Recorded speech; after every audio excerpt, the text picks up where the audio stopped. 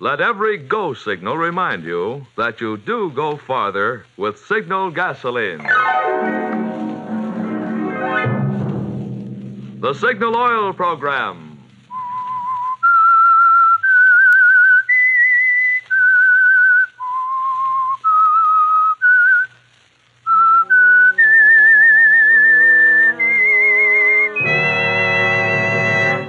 I am the Whistler.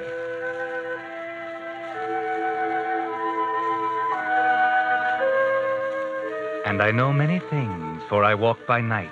I know many strange tales, many secrets hidden in the hearts of men and women who have stepped into the shadows. Yes, I know the nameless terrors of which they dare not speak.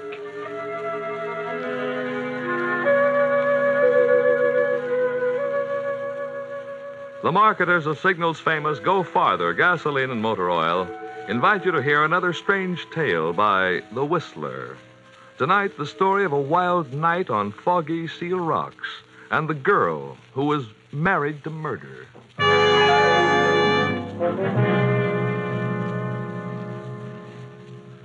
But first, I'd like to take a moment to tell you about Clyde Davis, a Signal gasoline dealer in Alameda, California, who's been working on cars since 1910. War or no war, Davis' motto is service, the kind that keeps cars running and customers smiling. The 1st and 15th of each month are battery days at Davis Signal Station, and the battery of every customer is given a complete free inspection. Another thing Davis is a crank on is clean car windows. If the chamois alone won't do the job, he uses Bon-Ami. Davis doesn't run a repair shop, but his long experience as a mechanic has helped many a customer avoid a repair job. Such service surprises many folks these days, but Signal gasoline dealers have a reason for going out of their way to please. For them, running a service station isn't just a job, it's their permanent business, and they're interested in making it grow by keeping customers satisfied. Fortunately, the same services that keep drivers smiling are the ones that help cars last out the duration. Wouldn't you say that's a mighty good reason for getting acquainted with your neighborhood Signal gasoline dealer soon? And now, The Whistler.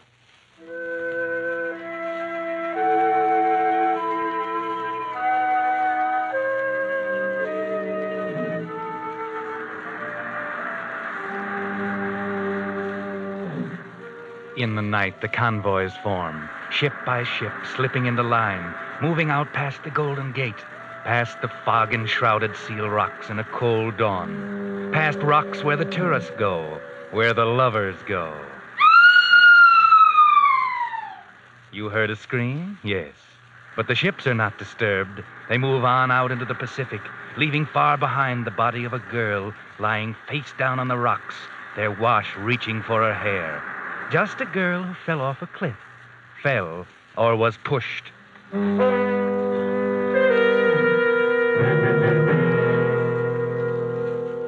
The finding of a girl's body on rocks creates hardly a stir in the bustle of the city the next day.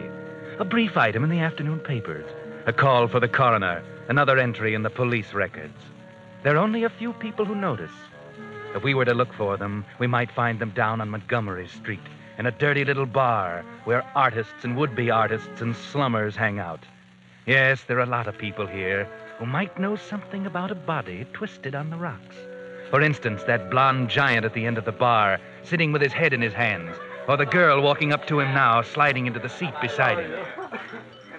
Rick, I thought I'd better tell you they're looking for you. Huh? Oh, hello, Cassie. Who's looking for me? You know who. The police. They're asking questions about Maureen. They know you knew her. So what? Why should they ask me questions about her? Women like her have jumped off cliffs before. Don't try to kid me, Rick. Remember, I'm Cassie, Maureen's roommate. I knew her better than even you did. Yeah, I guess you did. Maybe I never really knew her very well. Well enough to break her heart. Maybe well enough to want to get rid of her. What are you talking about? You needn't pretend with me, Rick. Maureen had no secrets with me. She told me everything. And I told the police. I had to, Rick. They kept pumping me. I had to. What did you tell them, Cassie? I told them that you loved her once, that Another woman had taken her place, a society dame gone bohemian. A blonde and beautiful heiress looking for a thrill by flirting with a poor, struggling artist in a turtleneck sweater. That's enough, Cassie. Leave Sally out of this. Ah, she's in it up to the neck. Maureen was too good to take a back seat to any Miss Moneybags. I said leave her out of it. Okay. Only one more thing. I told the police about last night. What do you mean? You and Maureen had a quarrel last night, just a few hours before she died. Yeah? Okay, so we quarreled. That doesn't mean she had to go jump in the ocean, does it? No, it doesn't. I'm pretty sure of that. That's what I told the detective. You throw your accusations of murder around pretty freely, don't you, Cassie? No, not usually, Rick, but I liked Maureen. She was more than a fine sculptress. She was a swell person. She was just about the best of this bohemian melting pot down here, and I don't like to think of her being pushed off that cliff.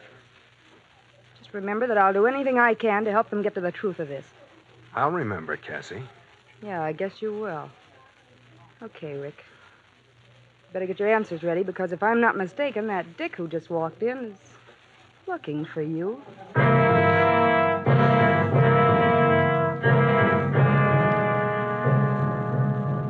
Yes, Rick. He's looking for you. You know that. You've been expecting it. You've been curious to see what he'll look like, what expression he'll have on his face. In a minute you'll know, so gulp down that drink. There, that's better. And there he is. You can see his face sliding into the spot in the mirror where Cassie was a minute ago. You Rick Carlson? That's right. I'd like to ask you a few questions. Yeah, I know. Okay, go ahead. It's about Maureen. That's right. You knew her pretty well? Of course, you know I did. She was in love with me. I didn't love her anymore. I took her to dinner last night. We quarreled. She left. That's all I know. What about Miss Blair? What's she got to do with this? I don't know. Maybe you lied. Sally had nothing to do with it. She didn't even know Maureen. Leave her out of it. I'm not sure we can. This Maureen, they tell me, was a jealous girl, unpredictable. Liable to do a lot of things, say a lot of things. Blairs are a fine family, good name. They wouldn't like their daughter mixed up with a Go ahead, say it. bohemian crowd of artists. Maybe you didn't want Maureen to go to the Blairs with the story. And it'd be so easy to keep her quiet, just a shove at the right time. Simple in the fog out there. Simple and sure. Listen, you, whoever you are. Okay, take it easy. I was only guessing. But it all fits pretty well, doesn't it? It fits, only I wasn't there. Oh, that's right. You said she left you after the quarrel. Where was that? At a little fish restaurant at the beach. Near the rocks? Not very far. I see. But you didn't go with her to the rocks? No. Then you might have to prove that. I suppose you can? Yes, he can. Go on, Rick. Tell him it's all right. You needn't worry about dragging me into it. Tell him you were with me. Sally. Oh, this is Miss Blair, I presume. That's right. And you see, officer, you're on the wrong track if you're suspecting Rick. He couldn't have pushed Maureen off the cliff because he was with me last night, from 10 o'clock on. You see, Rick's painting a portrait of me, and we worked through most of the night. It was after dawn when we stopped. I see. Okay, I guess I was wrong. Thanks for your time. You're a lucky man, Olson. And I guess you know that. Yes, I know. Goodbye. Goodbye. Well, aren't you going to invite me to have a drink? I'm simply burning with thirst, and your glass is empty. Good. Let's have 2 old-fashions. Sally. What, darling? Don't you want another one? Sally. What, Rick? What is it? You look so upset. Oh, of course, how thoughtless of me. Naturally, you're upset about Maureen. Wasn't it dreadful? And then, you were very friendly with her at one time, weren't you? Before you met me, of course. Sally, why did you do it? What, dear? Tell him you were with me last night. Oh, that. Well, after all, you're the man I love, and naturally, I'd hardly want anything to happen to you that would take you away from me. Just because you couldn't prove where you were. Thanks, Sally. It's all right, Rick, darling. Let's just forget it now. It's all over. No, Sally, that's just what I'm afraid of. It's probably not over. They won't give up so easily. Now you'll be dragged into it. I don't want that. It's all right, Rick. I don't mind. It might even be fun. Yes, an investigation right here in our own group. All our secret lives exposed. And nothing can happen to you. You were with me. I mean that much to you. Well, after all, you're the man I'm going to marry. Sally, you mean you really will? Of course. I intended to all along, didn't you know? And after all, a girl can't say yes too quickly, can't she? Oh, Sally. No, but darling, think. This Maureen business may be messy. A scandal in the papers. What about your family? Oh, never mind about them. I'm determined to marry you, Rick, especially now. And nobody can stop me. Don't worry, darling, about me. I think it's going to be thrilling. Thrilling? Everything's thrilling to you, isn't it? Yes, because I live that way.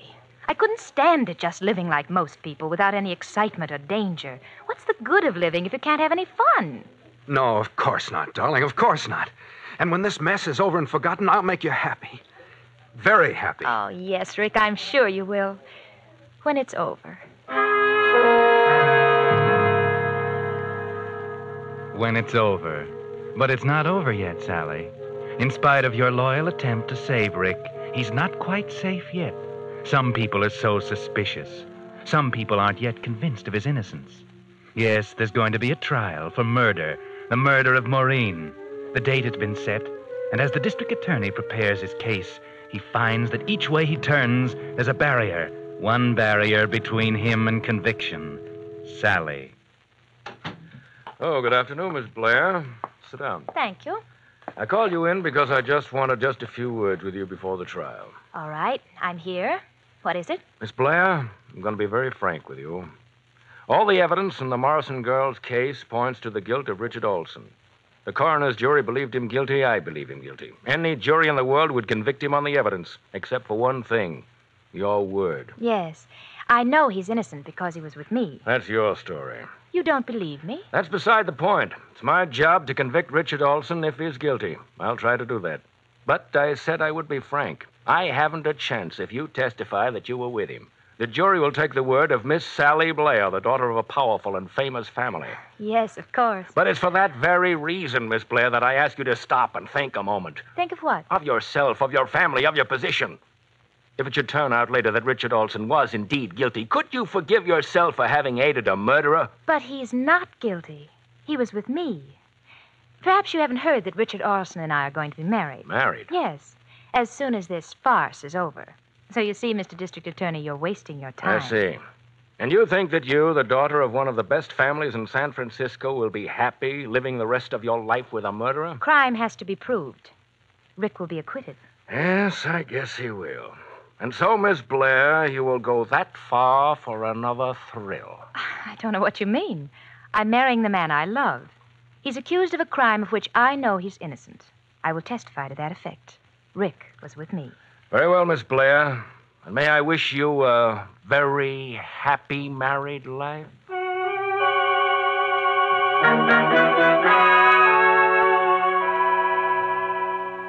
And so, Rick, you're going free, thanks to Sally and her testimony. And when the trial is dismissed and you're free, you'll take her to that dirty little bar that was your rendezvous. And you'll tell her about all the things in your heart. You don't know what it is, Sally, to be free. You know, I used to sit in that cell and think about you and your portrait. Wonder if I'd ever see you again. I wondered if I'd ever finish my picture of you so that everybody could see your beauty. Darling, it'll be a great portrait. Really great. Of course it will, darling. After we're married, you'll have all the time in the world to paint it. Yes, after we're married next week. Darling, let's go down and get the license right now. Wait. Rick, just one thing. You do love me, don't you? You know I do. More than you did Maureen? Much, much more. I just wanted to be sure. Rick. Yes? Rick, why did you do it? What? Why did you kill her? Sally. Oh, don't look so startled. I knew all along. I just wondered why you did it. Let's not talk about it. Let's leave it as dead as Maureen is. Let's be happy and not talk about it ever. Or maybe you'd rather not go through with this now. Of course, darling. I made my choice. You love me, I love you. That's enough. We'll both forget Maureen. If we can.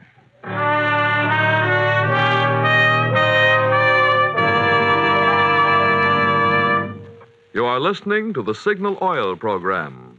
Let every go signal remind you that you do go farther with Signal gasoline.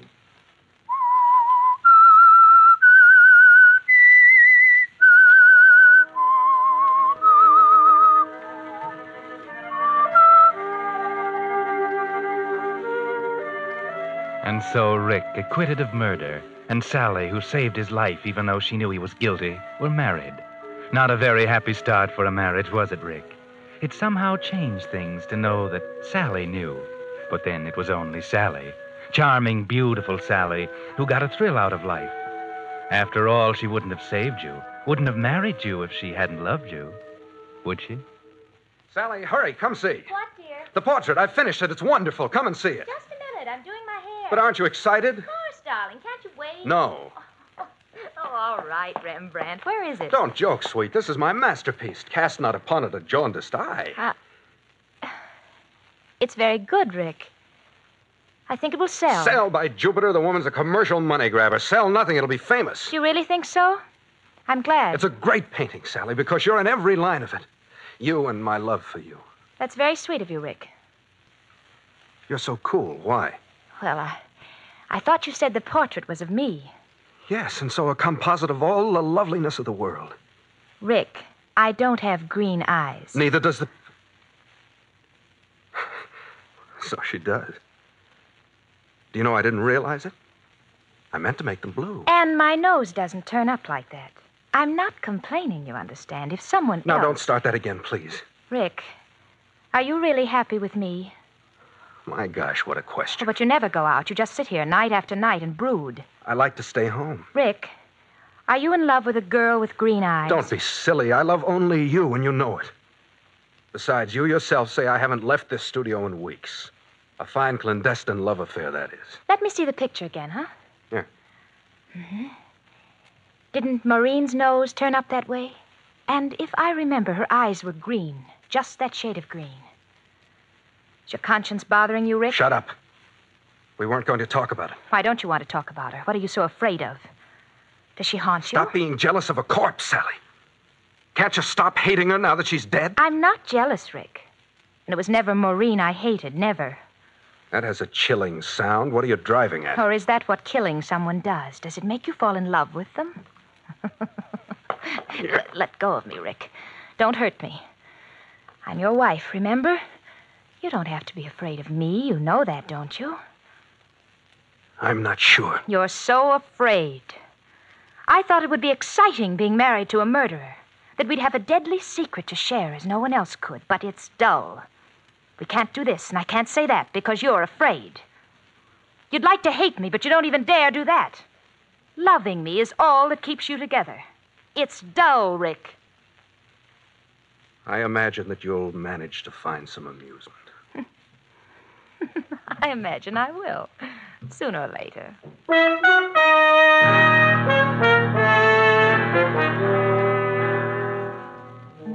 Well, Sally, is being married to a murderer beginning to bore you?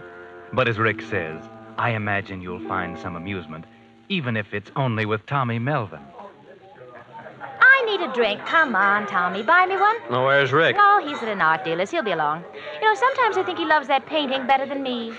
Let's have zombies, huh? Oh, that's pretty strong. I like strong things, exciting things.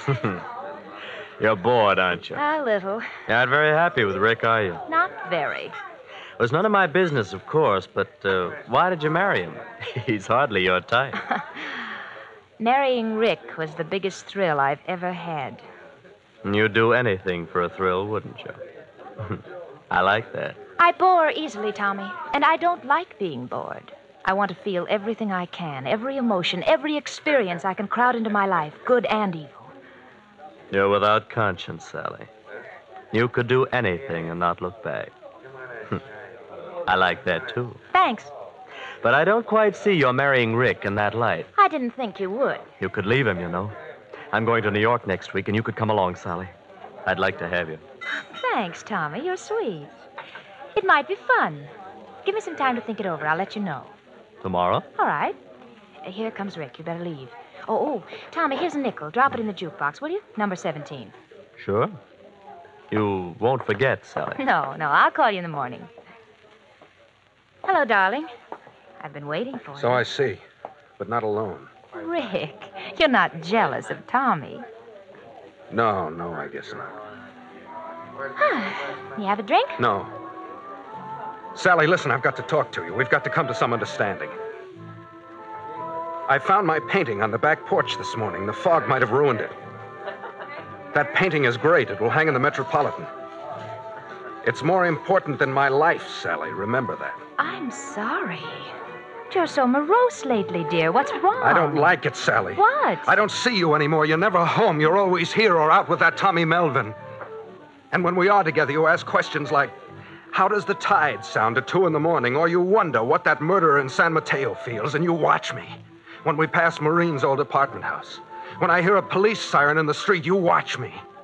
You watch me and watch me. I don't like it. How suspicious you are. I'm not kidding, Sally.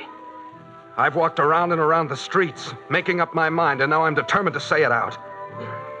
You married me for the thrill of marrying a murderer, nothing more. Isn't that true? Hold your voice down. Rick, I think you're afraid of me. Maybe I am. You needn't worry. I won't tell the police. I'm your wife, remember? That's not what I'm afraid of. What then? Perhaps you'd like to push me off a cliff, too, but you can't do it. You love me far too much to hurt me. You're right. Lord, how I wish I didn't. I don't mind. Let's go to dinner, darling. Down at the beach. I want you to take me to that fish place down on the cliff near the rocks, huh? Sally, you know I don't want to go there. Why not? Because you took Maureen there that last night? Rick, you must get over that silly fear. Besides, I want to go there. We'll have dinner, and then I want to take a walk along the beach. I love the sound of the surf at night. Don't you, Rick?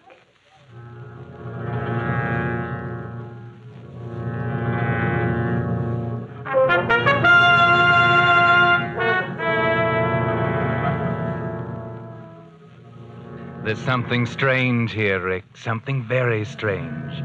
You sense it, too, as you sit opposite her at dinner. Just like you sat opposite Maureen that night. Only there are things you don't notice, like those pills she slipped into your coffee cup. And when you leave and start walking down the beach, you aren't really aware of where you are. Sally! Sally, slow up. I can't seem to keep up with you. Come on, dear. We're almost there. I feel sort of strained. I don't understand. Sort of sleepy and tired, huh? Come on, Rick. Here, give me your hand. Huh? There. Now, sit right over here. Where, Sally? Where are we? This place seems familiar, but I can't... Of course it's familiar, Rick. Huh? Down below there are the rocks. The rocks? Sally, why did you come here? No particular reason. I like the moonlight on the rocks. There's no moonlight. It's foggy. Never mind. I like it here. I don't. What's the matter, dear? Does your conscience bother you? I thought hardened murderers got over that. Are you afraid, Rick? I don't know. I can't seem to think. I'm tired, but I think I'm afraid. Yes. You'd like to push me off, wouldn't you? To see my body on the rocks down there with the tide reaching for my hair as it did for Maureen's. But it won't work twice, Rick. You know that. And besides, you love me too much. Sally, what are you doing? Let's get away from here. Wait, I want to tell you something. Let go of my elbow. I'll tell you first. I'm going to leave you, Rick. I'm going to New York with Tommy Melvin. What? But you won't care, Rick. Because, you see, I'm not going to fall off this cliff tonight, Rick. But you are. You were right. I married you only for the thrill of being married to a murderer. Sally, what are you saying? But that's a thrill that paled very easily. Murder itself will be a much bigger one. Are you crazy? Do you think I'll let you push me over? You can't stop me, Rick. You see, you can't even stand up without weaving. You won't be able to lift a finger to stop me. I put your own sleeping powders in your coffee. It's nothing a doctor will turn up, but it's enough. Sally, you can't get away with it. Why not, Rick? They'll say your conscience bothered you, that you returned to the scene of your crime and killed yourself. It will be very neat. You weren't a very good killer. I'll be a much better one. No, Sally, in God's name, go. Goodbye, my darling. You'll be with your green-eyed love in the water, and I shall be free of you both. Let go of my arm. It was fun, but you were afraid. You won't be afraid anymore, Rick. Sally! Sally, stop! Sally! Goodbye, Rick. Goodbye.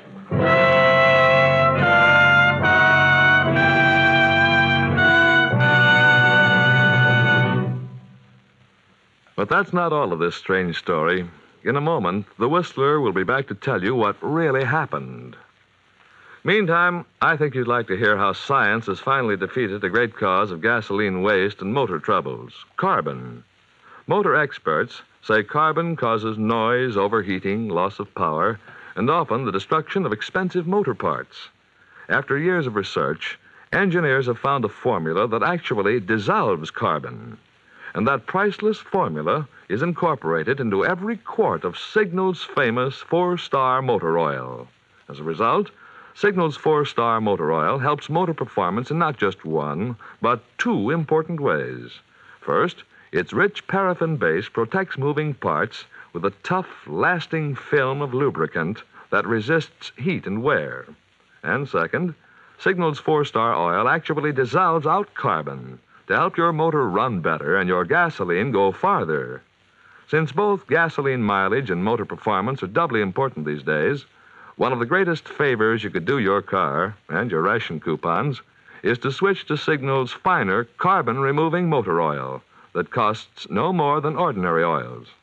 So, if it's been 1,000 miles or 2 months since you changed oil, drive into your neighborhood Signal dealers and say, "Drain and refill with Signal 4-star motor oil."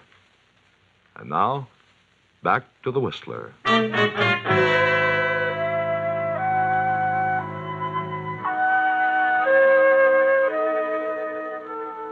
Yes, Sally got her biggest thrill at last. She gave Rick sleeping powders and pushed him over the cliff. But then something went wrong. For a girl who had committed murder for a thrill, she suddenly lost her nerve. It was only a little light from a Coast Guard boat, but it sent her running along the cliff, slipping, sliding, taking the wrong turns, and finally... Yes, over she went. They found her body next morning. Rick told them where to look. Yes, Rick. He didn't die. He was only injured on the rocks. It was Sally who died, by her own hand, you might say.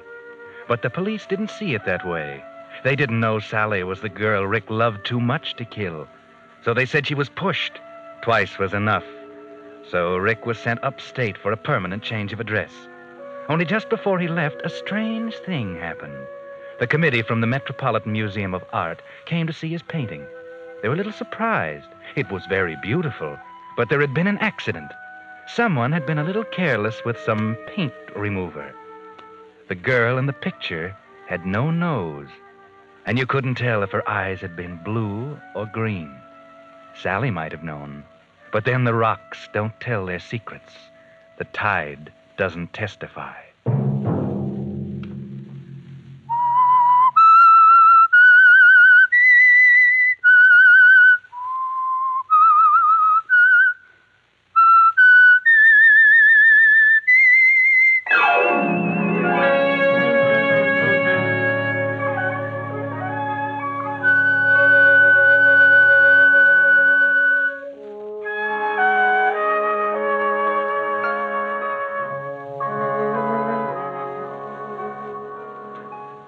Next Monday at 9 o'clock, the Signal Oil program will bring you another strange tale by The Whistler.